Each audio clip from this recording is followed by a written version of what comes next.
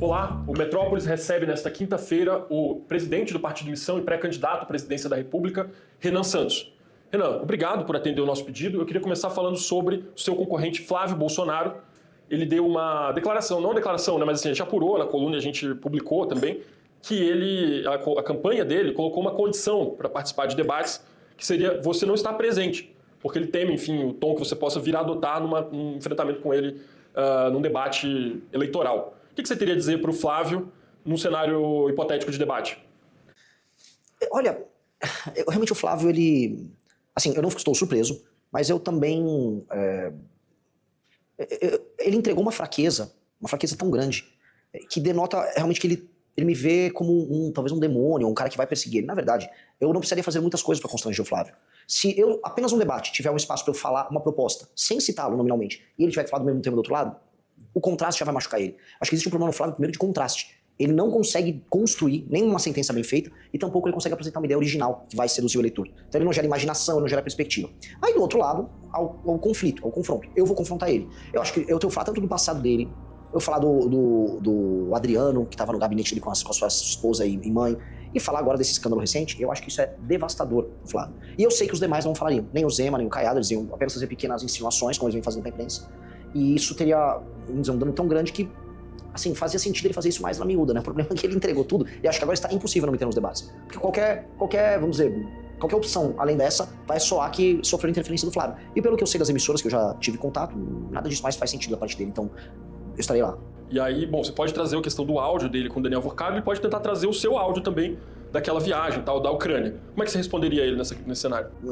Houve um escândalo heterossexual de um áudio infeliz, mas no mínimo engraçado, do meu amigo Arthur, em que absolutamente R$0 foram desviados, não houve nenhum crime cometido, e do outro, claramente, um atestado de uma relação que necessariamente é criminosa, porque pouco se falou ainda, e eu tenho certeza que será apurado tanto pela imprensa quanto nas investigações, que será contrapartida, né? Ninguém coloca cento e poucos milhões de reais adiantado num filme B de bomba, uma porcaria de um filme, sem imaginar que é algo enquanto contrapartida, porque se a partir dessa premissa, então o contrato do Alexandre de Moraes era apenas uma consultoria. O Guido Mantega estava falando sobre economia, é óbvio que não, e é óbvio que existe uma troca de favores, a lógica da compra de autoridades do Vorcado era essa, e nós saberemos os detalhes dessa com o Flávio logo mais. O que eu estou sabendo já de bastidores é que a visita do Flávio junto ao Vorcado era tratando de sair fora da delação. O que ele disse que foi lá o Flávio foi até o Vorcado e falou, não, nunca mais fale comigo, agora que você tem um escândalo, né? O mesmo Flávio que anda junto com o Valdemar, né, que anda com o William Tomás, mas ele chegou ali e aparentemente a conversa foi sobre delação. Tô entregando um off bom aqui pra vocês, depois eu te entro nos detalhes. E aparentemente ele foi tratar disso, foi se reunir pra, me tira fora dessa, vamos deixar combinado isso aqui. Não, entra nos detalhes agora, então conta um pouquinho mais pra gente. É que eu entrei que entregar minhas fontes, não sou jornalista, mas tenho que manter, mas aí eu posso entregar pra você no off. Deu que deu problema, e aparentemente ele obteve um combinado com o Vorcado de não entregá-lo. Tanto que ele ficou seguro e saiu fazendo seu périplo junto a empresários e visita junto ao mercado financeiro, avisando, não, eu só tive com ele uma vez, mas não houve nada. Então ele imaginou que... Exato, ele imaginou que ia ficar safe. Entretanto, os vazamentos acabaram quebrando a estratégia dele. Por isso que ele foi pego surpresa e por isso que ele nem contou pro time de campanha. Renan, vamos mudar um pouco de assunto, falar de um tema que você gosta e explora na sua campanha, que é segurança pública. Você deve ter visto hoje a prisão da advogada influenciadora Deolane Bezerra, né? Foi acusada pelo Ministério Público de São Paulo de lavar dinheiro pro PCC, Primeiro Comando da Capital. E aí eu te pergunto, como combater o crime organizado, que hoje já tem, inclusive, soft power de organização criminosa? Então tem filme custeado parcialmente pelo PCC, tem cantores, artistas que são acusados de lavar dinheiro para facções, tem advogadas influenciadoras como a Deolane também. Como você lidaria com esse soft power das organizações criminosas? Pois bem, eu já venho falando muito que eu vou adotar uma postura que não será necessariamente a postura que se espera de um candidato liberal ortodoxo, um cara tradicional.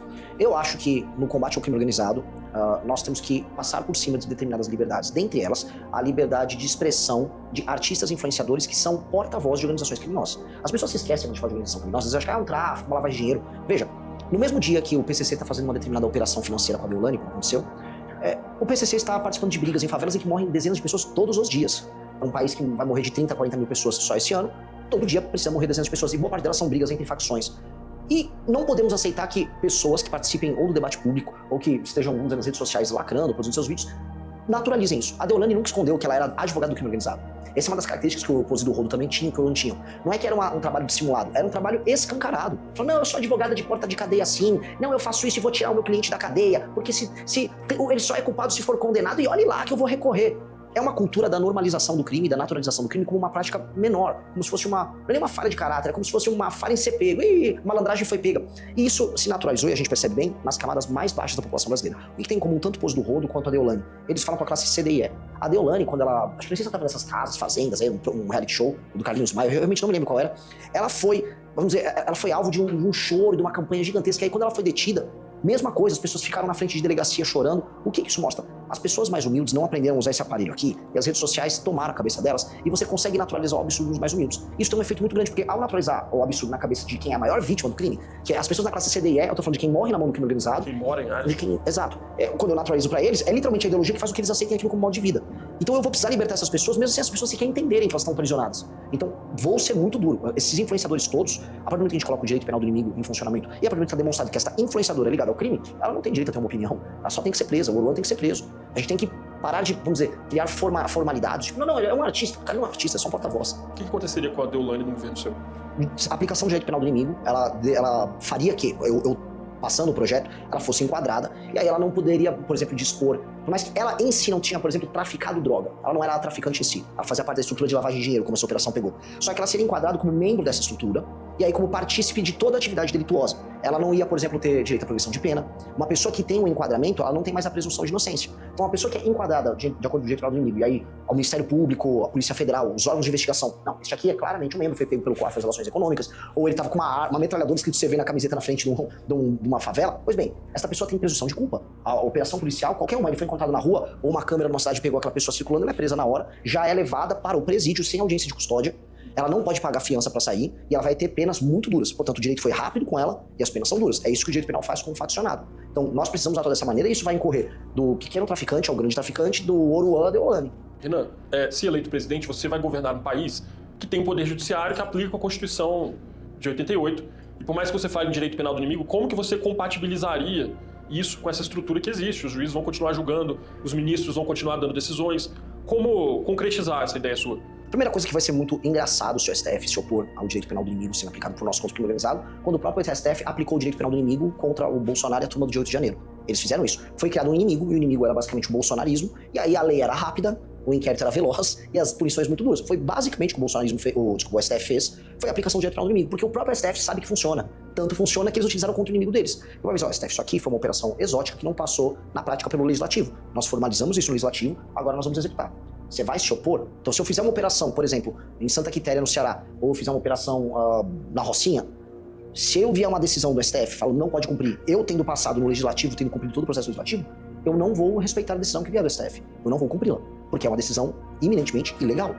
Eu não vou, de maneira ativa, enquanto presidente da República, sair arrumando briga com o STF à toa. Eu não vou fazer o que o Bolsonaro fez, ficar xingando o ministro. Pelo contrário, quero ter uma interlocução correta, educada. Acho que dá pra ver colaboração entre o Poder Executivo e o Judiciário, por exemplo, nas fiscalizações com emendas que o próprio Flávio Dino tá fazendo. Dá pra ter cooperação, e isso é bom pro Brasil nesse sentido. Agora, vieram desrespeitar uma atribuição do presidente da República, o presidente da República não tem que cumprir. Como o Renan Calheiros não cumpriu uma decisão do STF em 2016, ao atropelar as atribuições do Legislativo. Será assim? Sem show, sem grito.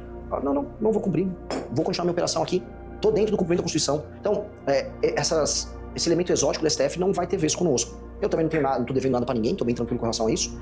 E aí entra a segunda coisa, que é a aplicação erga omnes em todo o judiciário. Há, da parte do judiciário, muito espaço para inovação. Então o juiz vai dar uma sentença nova, especialmente de primeira instância. Ele dá, vamos dizer, a sentença lacrada, imaginando que com aquele efeito liminar ele suspende algo, e aí que você vai resolver no tribunal.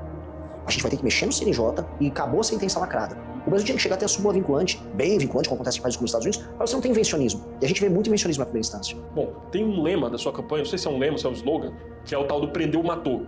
E ele é catchy, assim, ele pega bastante, eu já vi pessoas, assim, as mais diversas falando desse negócio do prendeu, matou. Mas eu queria saber como que você lidaria, Renan, com, assim, a responsabilização que pode vir de uma eventual morte injusta, uma morte de uma pessoa inocente, que pode acontecer se você adotar o prendeu, matou. E aí, como você lidaria com a possibilidade de ser responsabilizado nessa de prender e matar? O líder que estiver junto com as polícias no trabalho justo e sério de reocupar as áreas que estão hoje na mão do crime, ele vai ter que arcar com as eventuais falhas no processo. E olha, eu não nego que poderá haver, eventualmente, uma operação em que eu vou retomar o Complexo da Penha, alguma vítima inocente. Pode acontecer porque nada é perfeito. E nada no mundo dos homens é perfeito, e nada na ação policial violenta será necessariamente perfeito. Nós temos que trabalhar em nome da perfeição. Nós temos que trabalhar para ter um número, vamos dizer, mínimo, ou nenhum de vítimas. Mas, entretanto, eu não posso prometer nada.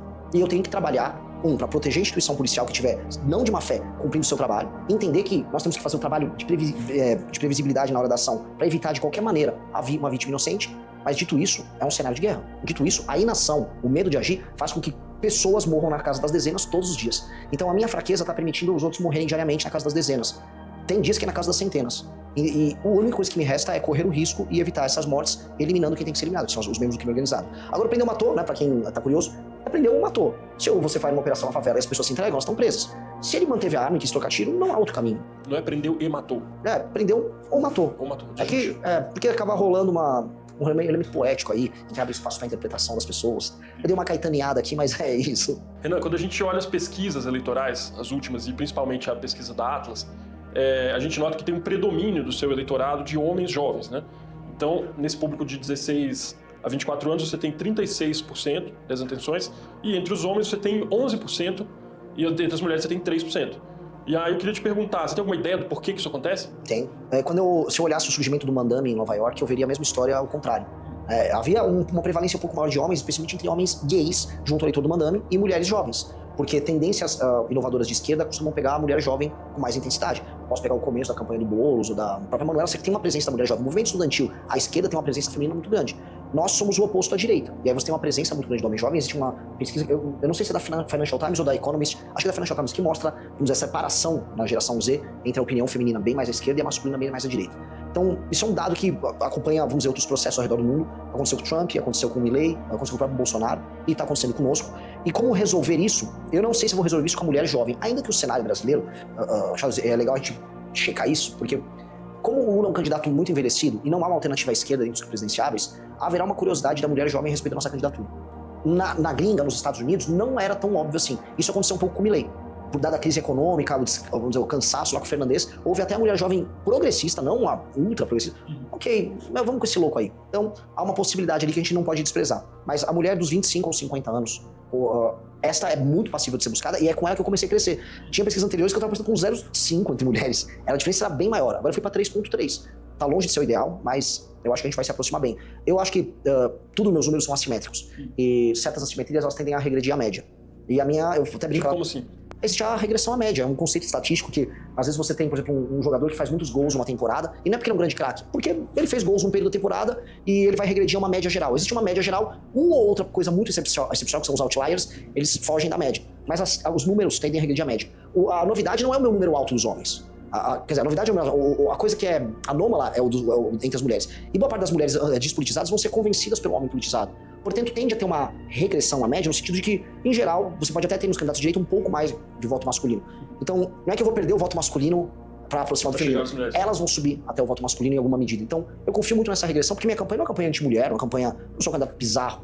Então, tende a acontecer esse processo. Eu não vou alterar minha linguagem nesse sentido. Eu acho que não preciso adotar uma linguagem diferente. É só que a mulher, especialmente de 25 a 50 anos, ela não está tão atenta ao tipo de discurso político que a gente está fazendo como a mulher à esquerda. Entendi. Então, você acha que... ou a mulher mais velha bolsonarista. A mulher 60 mais bolsonarista, ela tá super politizada assistindo canal Auliverde, vendo se o Kim Paim tá com uma teoria nova. Então você acha que o seu público masculino jovens, homens jovens, que te apoiam, vão conseguir fazer esse trabalho de convencimento? É uma demografia que convence os outros? Né? Sim, porque por isso que eu gosto muito da Atlas.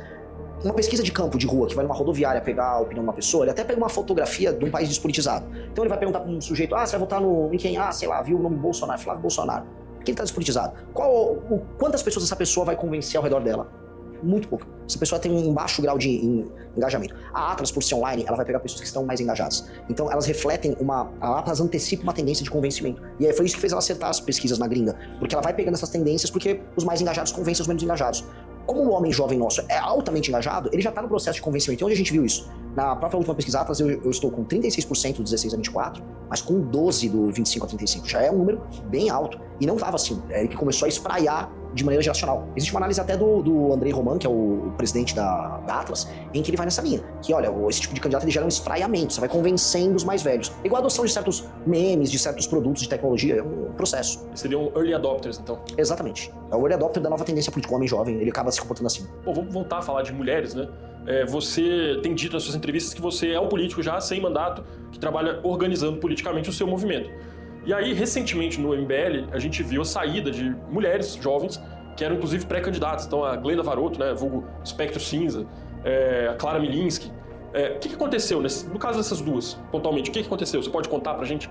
A Glenda, eu acho que ela não estava compatível com o sistema de valores internos nosso e ela mesmo percebeu e não dá certo para ambas as partes. E a melhor coisa é ela não ser candidata e tocar a vida dela. A Clara não estava em condições psicológicas para aguentar a pressão. Não acredita, ela como ser alvo de cancelamentos na internet. Ela precisa do apoio da família dela e realmente a Clara não tinha condições. E até peço aqui publicamente para ela se preservar, pedir para ela se afastar do movimento e do próprio partido político. O que acontece? Com o partido político agora, nós temos que trazer muitas pessoas, homens e mulheres, para preparar para ser candidato. E o nível de pressão que essa candidata sofre é muito maior que os homens. De toda a natureza. De assédio, eu não tô falando do assédio no sentido negativo, de um cara chavecando na DM, de gente má falando besteira, peguei alguns casos ex-namorados de infância querer fazer exposed com uma menina porque ele tá do lado contrário. É nesse nível. E aí, algumas não aguentam. Então, lidar com o elemento feminino, entendendo que a política é um universo muito maldoso, e eu tô usando maldoso como uma palavra leve, meio muito escroto, pra falar assim. É uma coisa que a gente tá tendo que lidar em escala. A gente já visto com a Amanda Vittorazzo já tinha sofrido, assim, as maiores bizarrices todas. Agora, eu falar que agora eu vou ter, por exemplo, mais de 400 candidatas mulheres, eu tô vendo, a gente tá tendo que lidar com muita coisa pra dar essa assistência ali pra elas. Então, muitas vão deixar de ser candidatas, por diversas razões. Mas é parte desse processo mesmo. Entendi. Os críticos de vocês dizem que o MBL tem uma cultura que é tóxica pras mulheres.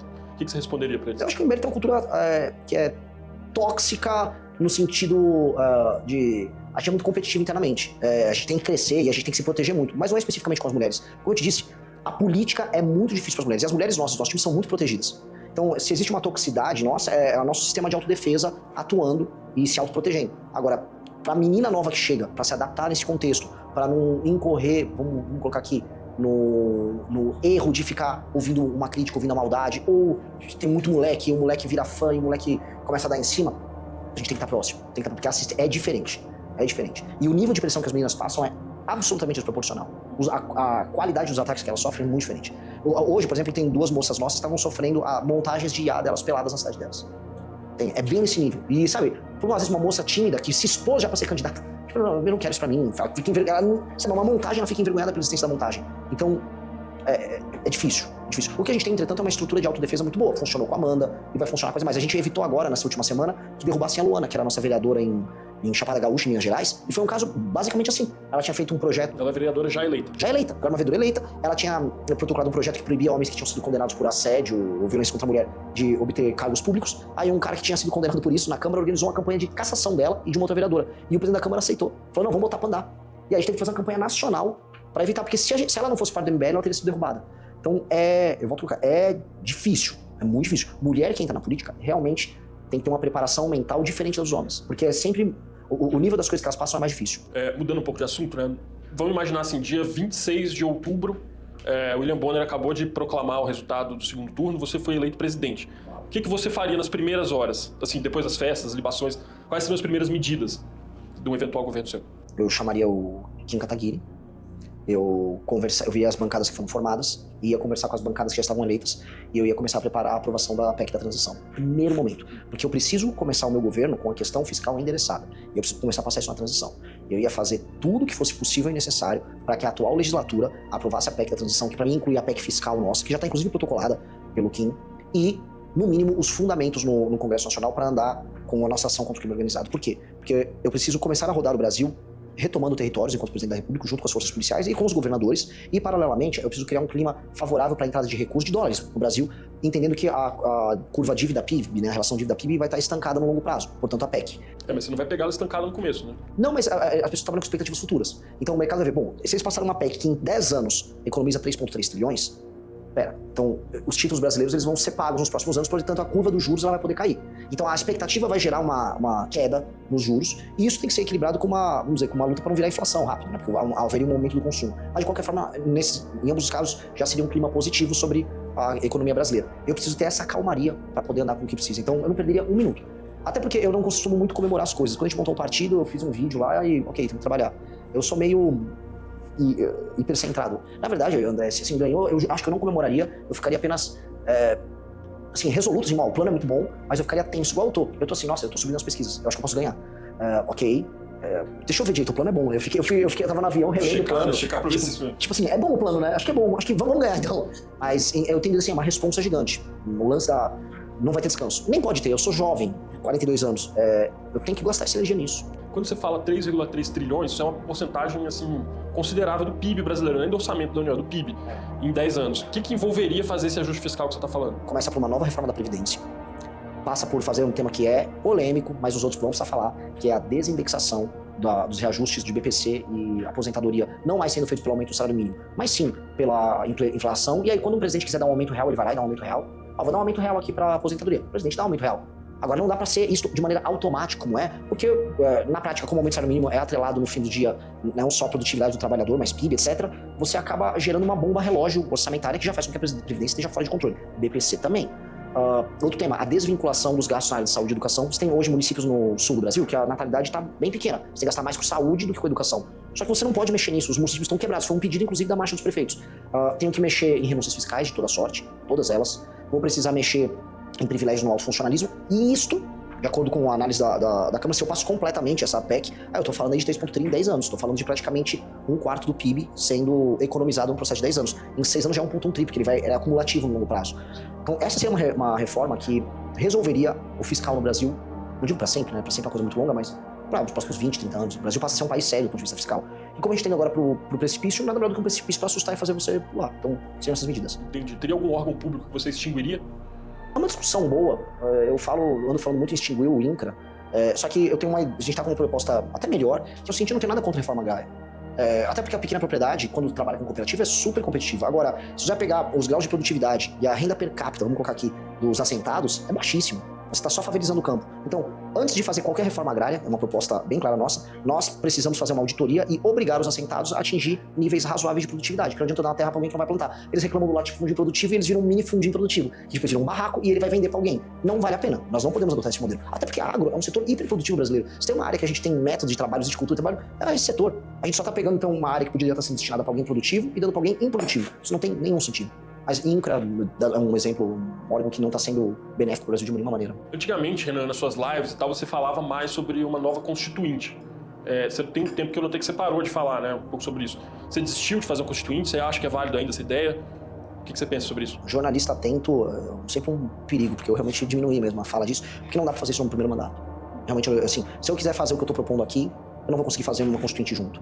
Então eu preciso fazer no segundo mandato. Eu preciso fazer um conjunto de reformas que apontem uma direção e as pessoas entendam assim, a direção é boa. Aí eu vou falar, quer agora ir realmente para essa direção? Então vamos mudar a Constituição. É basicamente acumular força política. Não vai dar pra fazer tudo ao mesmo tempo. Então eu tô tirando um pouco o pé, não da tese, porque a tese eu defendo publicamente, precisa, mas eu não posso entregar isso no meu primeiro mandato. Você, nessas suas viagens agora na pré-campanha, você foi pro Maranhão, você foi pra favela do Coroadinho, e lá você se espantou muito com um cadáver de cachorro, né? Que você viu lá no lixão, né, eu acho. Na rua. E o que você aprendeu, você diria que você aprendeu nessas viagens suas, Renan, pelo Brasil? Duas coisas. A primeira é que a classe política brasileira, como o sistema federativo brasileiro, ele concentra poder nas regiões mais improdutivas, a classe política ela é hiperrepresentada por políticos que acham normal um lugar como Coroadinho. Isso faz com que a administração pública como um todo e o foco do Estado não atenda, por exemplo, as necessidades de pessoas que estão vivendo em lugares com IDH melhor. Então, às vezes você pergunta assim, por que ninguém fala de desvalorização no Brasil? Porque se eu pegar um político do Maranhão ou do Piauí, ele nem sequer vê isso como um problema. Não está no sistema de valores dele a ideia de que esgoto a céu aberto é um problema.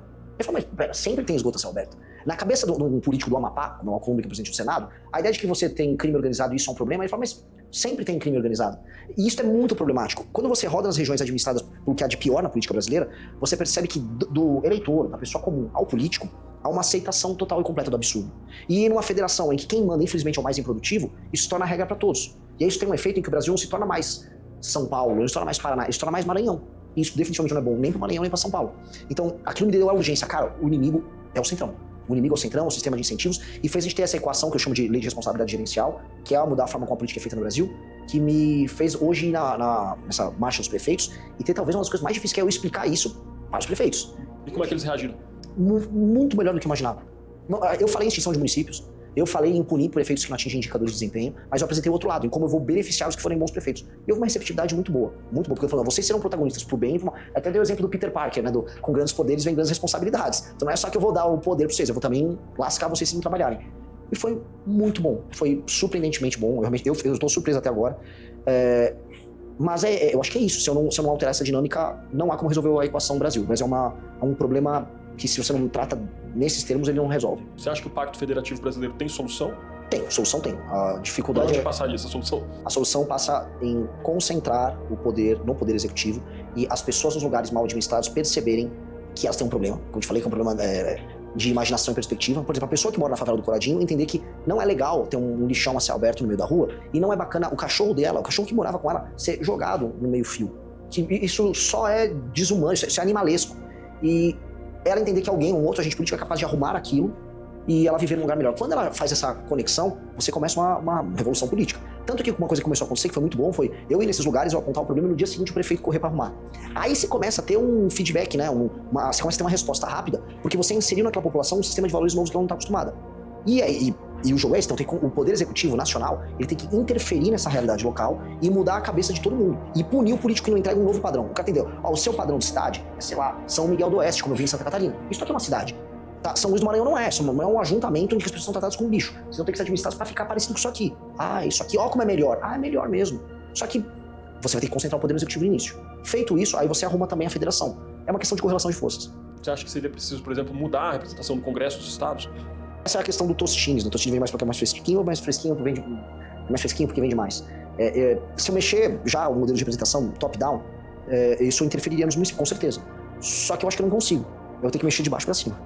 Eu acho que eu vou ter que trabalhar com os prefeitos e eles alteram o modelo de representação. Foi basicamente o tema do meu discurso hoje na Marcha dos Prefeitos. Eu falei, hoje vocês são meros funcionários dos deputados. O poder tem que ficar com vocês, não com os deputados. Eles me aplaudiram. Eu falei, se aplaudiu um maluco que foi lá falar isso aí, é porque eu tô falando algo que tá reprimido dentro deles. E que é verdade, pura e simples. Hoje um prefeito é um administrador de emenda de um deputado. E se eu entregar o poder para eles e a gente muda o sistema de incentivos para eles serem deputado, aí a gente começa a alterar o jogo. No médio prazo a gente altera. Bom, para encerrar, por que um eleitor brasileiro deveria escolher Renan Santos para liderá-lo a partir de 2027 e não Lula, ou Flávio Bolsonaro, ou Joaquim Barbosa? De maneira bem simples, se você perguntar pro Lula como ele vê o país dele daqui 30 anos e como ele levaria esse Brasil a acontecer, o Lula nem vai ter ideia porque ele nem vai estar vivo daqui 30 anos. Se eu perguntar pro Flávio, o Flávio vai apenas falar, mas e quando vocês vão soltar meu pai? Porque ele não tem nenhuma ideia além dessa e, sei lá, de fazer alguns negócios com alguns banqueiros por aí e ficar rico. Eu consigo explicar no detalhe como eu vou tornar o Brasil o país que nós precisamos ser. E isso inspira as pessoas a não ficarem brigando apenas por rótulos ideológicos, mas inspira as pessoas a procurarem um caminho. E isso é motivador. É por isso que eu lidero entre os mais jovens, que estão loucos para entender assim, nossa, eu vivo num país que faz sentido. O que eu quero fazer assim, seu país faz sentido, você não precisa ir embora daqui. Aqui não é só carnaval, e tal, por mais que o carnaval seja super legal. Aqui não é só futebol, por mais que o futebol seja super legal. Aqui pode ser muito mais. Aqui pode ser, eu quero fazer o F-35 aqui dos Estados Unidos, porque meia tonelada de terra rara vai dentro do avião. Então, para fazer o avião vai depender da gente. O novo mundo que tá vindo aí pode depender do Brasil. Então a gente tá numa posição sensacional, basta a gente desenhar esse futuro e eu sou o único que faz isso. Talvez eu ganhe até por exclusão nesse sentido. Então, sim, é tão melhor, é tão diferente que eu não tenho nem como atacá-los, porque eles mesmos não estão se propondo a participar dessa disputa. Obrigado pela sua participação e até a próxima. Muito obrigado.